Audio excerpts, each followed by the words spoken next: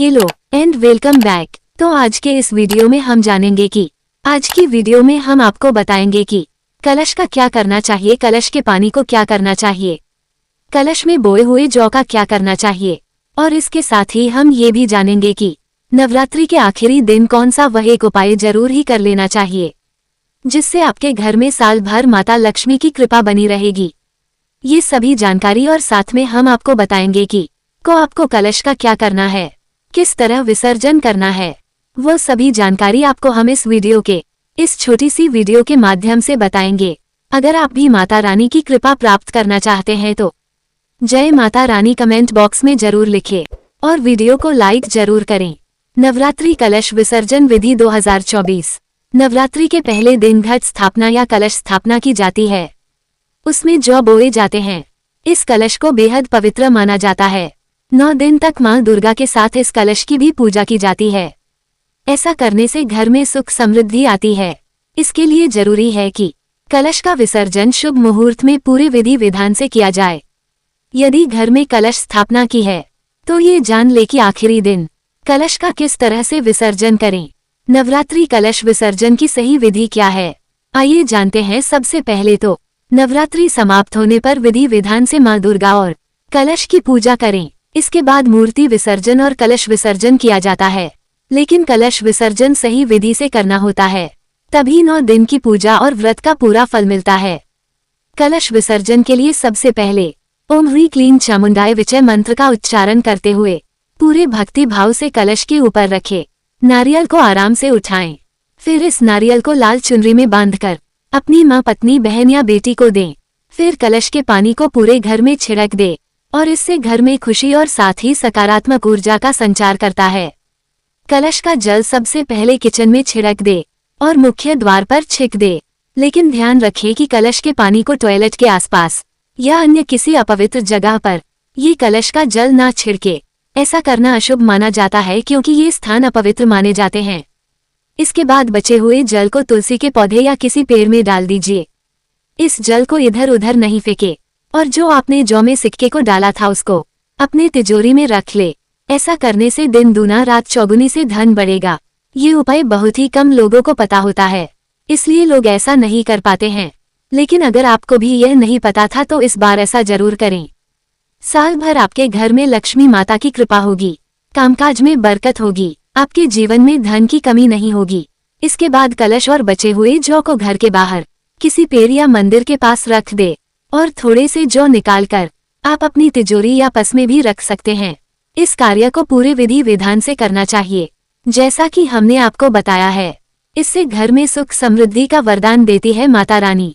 शास्त्रों के अनुसार जिस तरह कलश स्थापना करते समय विधि विधान का ध्यान रखा जाता है, वैसे ही कलश विसर्जन करते समय कुछ बातों का जरूर ध्यान रखें। ऐसा करने से मां दुर्गा रुष्ट नहीं होगी। चलिए अब जानते हैं कि कलश विसर्जन करते समय किन बातों का ध्यान रखना बेहद जरूरी है। ज्योतिषियों की माने तो अष्टमी व नवमी के व्रत संपन्न होने के बाद हवन और फिर कन्याओं को भोजन जरूर करवाना चाहिए। और कन्याओं को किस तरह से भोजन करवाना चाहिए, किन बातों को ध्यान रखना चाहिए, इस पर हमने एक डिटेल्स में वीडियो बनाया है। हमारे चैनल पर है, आप जाकर वह देख सकते हैं ताकि आप कोई भी गलती कन्या पूजन में करे आप वो वीडियो देख लीजिए। आप अपनी हैसियत अनुसार कन्याओं को भेज दे सकते हैं। कन्या भगवती का स्वरूप होती है। आप अपने मन में यह विचार मैया जी से कह सकते हैं कि हम मंत्र पूजा विधान कुछ नहीं जानते हैं, अपनी समझ से हमने आपके व्रत रखे और कन्या पूजन किया। हमको हमारे इस घर में सदैव विराजमान रहे, हमको सुख समृद्धि यश प्रदान करिए। यह मनोकामना आप अपनी मैया जी से कह सकते हैं। देवी सूक्तम का पाठ करते हुए यह मंत्र विशेष रूप से पढ़े। यह मंत्र है कि या देवी सर्वभूतेषु शांति रूपेण संस्थिता नमस्तसे नमस्तसे नमस्तसे नमो नमः। कलश विसर्जन मां दुर्गा और कलश की विधिवत पूजा करने के बाद विसर्जन करना बेहद जरूरी है। और अखंड ज्योति में बंधे कलावा को धीमी से खोलकर अपने हाथों में बांध ले। ये देवी का सिद्ध रक्षा कवच कहलाता है, जो हर मुसीबत से रक्षा करता है। जो भी देवी मंत्र याद हो उसका उच्चारण करते रहे। ये सूत्र अपने हाथों में बांध लीजिए। बता दे कि अष्टमी या नवमी तिथि को विजयदशमी के पूजन तक अखंड ज्योति को प्रज्वलित रखना चाहिए, क्योंकि धार्मिक मान्यताओं के अनुसार विजयदशमी को भगवान राम ने अपराजिता देवी का पूजन किया था, इसलिए कहा जाता है कि अखंड ज्योति को इस समय तक जलाना चाहिए। आप सभी को हम बता दें कि नवरात्रि का समापन नवमी तिथि पर होता है, पर इस दिन देवी दुर्गा के नवे स्वरूप माता सिद्धिदात्री की पूजा की जाती है। इस दिन कुछ आसान उपाय करके आप जीवन में खुशहाली ला सकते हैं। इन उपायों के बारे में इस लेख में जानने की कोशिश करेंगे। नवरात्रि सिद्धिदात्री की पूजा की जाती है। माता सिद्धिदात्री की पूजा करके कई लाभ प्राप्त हो सकते हैं। साथ ही महानवमी तिथि पर कुछ उपाय करके भी आप अपने जीवन सुख समृद्धि ला सकते हैं। इसलिए ऐसे ही कुछ उपाय के बारे में बताने जा रहे हैं, जिनको करने से आपके घर में पूरे साल सुख समृद्धि बनी रहेगी। तो ये अलग अलग चीजों के लिए अलग अलग उपाय है। आपको जिस चीज की जरूरत हो आप वो उपाय कर सकते हैं। धन प्राप्ति के लिए करें यह उपाय।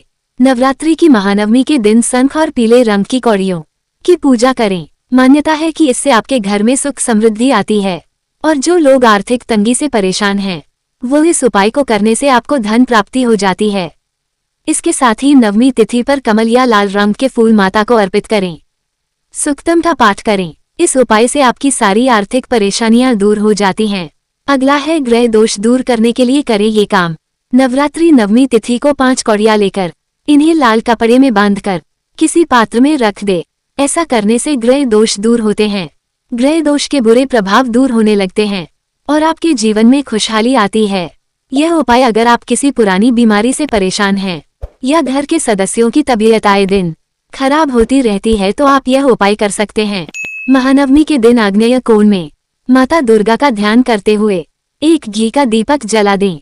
इस उपाय को करने से रोगों से छुटकारा मिलता है, निरोगी स्वस्थ का वरदान प्राप्त होता है। साथ ही यह उपाय आपके दुश्मनों पर भी विजय दिलाता है। मनचाही इच्छा पूरी करने के लिए करें यह उपाय। अपनी मनचाही इच्छा पूरी करने के लिए महानवमी के दिन दुर्गा सप्तशती का पाठ जरूर करना चाहिए। इससे मानसिक शांति मिलती है। अगर इस दिन दुर्गा सप्तशती का संपूर्ण पाठ नहीं कर पा रहे हैं तो कम से कम इसके 12वें अध्याय का पाठ जरूर करना चाहिए। ऐसा करने से मनचाही इच्छा पूरी होती है। शादीशुदा महिलाएं करें यह उपाय।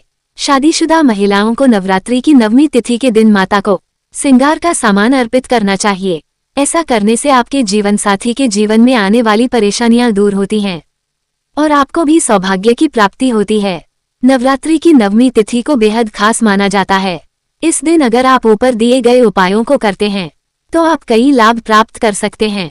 इसके साथ ही अगर आप कुछ नया शुरू करना चाहते हैं बहुत ही शुभ होगा। इस दिन पर किए नए कार्य की शुरुआत में अवश्य लाभ होता है। आइए अब जानते हैं कि अखंड ज्योति क्यों जलाया जाता है। सनातन धर्म में शुभ कार्यों में दीपक मंगलकारी माना गया है। सुबह शाम खास परंपरा है दीपक प्रज्वलित करना। दीपक जलाना मंगलकारी माना गया है। विशेष पर्वों के दौरान सुबह शाम होने वाली पूजा में दीपक जलाने की खास परंपरा है। शारदीय नवरात्रि देवी भगवती की पूजा आराधना के लिए सबसे उत्तम समय माना जाता है। इस दौरान माता रानी को प्रसन्न करने के लिए जलाया जाता है। दीपक नवरात्रि के पहले दिन माता की चौकी के साथ कलश स्थापना और अखंड ज्योति जलाया जाता है और देवी दुर्गा की विधि पूर्वक पूजा आराधना की जाती है। अखंड ज्योति जलाने के बाद दीपक को बुझाने नहीं देना चाहिए। अखंड ज्योति को नवरात्रि के 9 दिनों तक पूरे 24 घंटे तक प्रज्वलित करने का विधान है। अखंड ज्योति का बुझ जाना शुभ नहीं माना जाता है।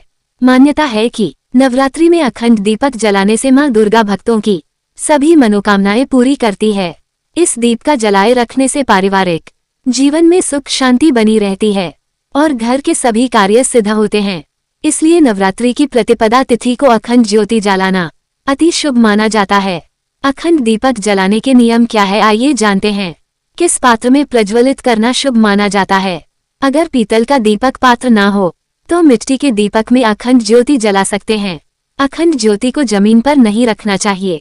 दीपक जलाते समय मन में मां देवी का ध्यान करें और मनोकामना पूर्ति के लिए प्रार्थना करें। अखंड दीपक जलाने के लिए शुद्ध घी का इस्तेमाल करना चाहिए। अगर घी ना हो तो तिल के तेल का इस्तेमाल कर सकते हैं। अखंड ज्योति मां दुर्गा की प्रतिमा के दाएं ओर होना चाहिए। दीपक को माता अखंड ज्योति को बुझने से बचने के लिए कांच के लैंप से ढक कर रखना चाहिए। 9 दिनों तक ज्योति जलाने के बाद उसे फूंक मारकर नहीं बुझाना चाहिए। इसको स्वयं बुझने देना चाहिए। आग्नेय कोण पूर्व दक्षिण में अखंड ज्योति जलाना चाहिए। तो ये थे कुछ उपाय और कलश विसर्जन से जुड़ी कुछ बातें। तो आप भी इस तरीके से कलश का विसर्जन करें ताकि आपको अपने पूजा का पूरा फल मिल सके। अगर आपके कोई सवाल है तो कमेंट बॉक्स में जरूर बताएं और इन गलतियों को करने से जरूर बचें। ऐसे ही मजेदार वीडियो को देखने के लिए वीडियो को लाइक और शेयर जरूर करें। मिलते हैं नेक्स्ट वीडियो में। बाय।